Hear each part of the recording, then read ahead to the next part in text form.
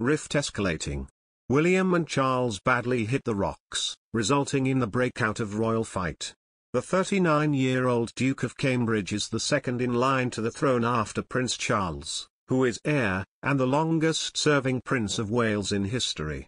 Both the Queen's son and grandson also took up extended duties as two of the most senior working members of the royal family amidst the monarch's health concerns. However, a royal expert warned that there will not always be a simple navigation between the royal father and son, as they will always have problems in their difficult relationship. Speaking to Newsweek, Penny Jr. explained how the element of competition may grow as they become even more intrinsic to the monarchy. She said, "I think it will always be a bit difficult. They're two people doing a very similar job.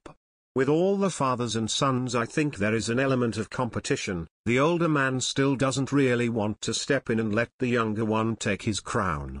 I think that's always going to be a small problem." Despite this, the Duke of Cambridge and the Prince of Wales have been brought closer together by the need to collaborate for the good of the Queen, 95, added Ms. Jr.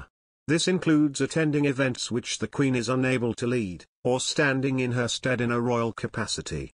She told Express.co.uk, his own personal history around his commitment to the environment, but also the very particular moment we are now in with climate change, with its urgency and the environmental crisis, will mean that he will really push forward. "Hardly, I think he is regarded as an ecological monarch."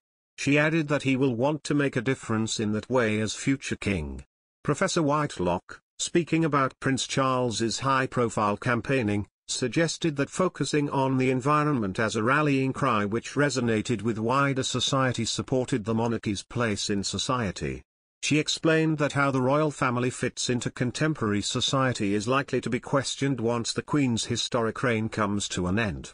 "I think Charles will, in some ways, want to follow in his mother's footsteps and obviously build on the respect which she's managed to maintain, but he's going to want the monarchy to evolve."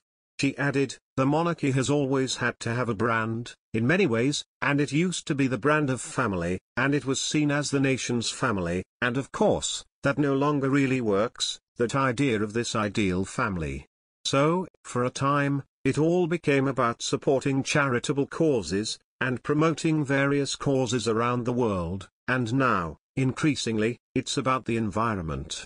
The relationship between Prince William and Charles has never been better when William and Harry snub left Charles feeling as if he never exists. Charles' relationship with his sons became somewhat frosty in 2017 in the build-up to the release of the ITV documentary Diana, Our Mother, Her Life and Legacy. William and Harry both took part in the documentary, which aired around the 20th anniversary of Diana's death. They failed to mention their father once.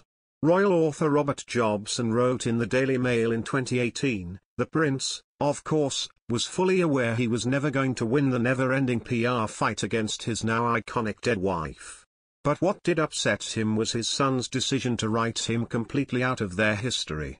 One of Charles' friends told Mr. Jobson, "It was as if he had never existed." An insider reportedly told the royal author, "It would have been nice if they had acknowledged his contribution to their upbringing. He was, and tries to be, a jolly good father after all." Charles' parenting style was rather unprecedented in the royal family. The Queen and Prince Philip had been more distant during his own childhood. Royal historian Brian Hoey told the 1998 documentary Prince Charles at 50, Heir to Sadness that, for the Queen, the demands of a constitutional monarchy really superseded those of being a devoted parent. Charles was determined not to be like this. Mr. Hoey said, "He made a great effort, I think, to be a hands-on, tactile parent to William and Harry when they were very young. I understand that he actually took a hand in changing nappies and bathing them, things that no other member of the royal family had ever done prior to this." In the Diana documentary 4 years ago, William said his mother had given him the right tools for life.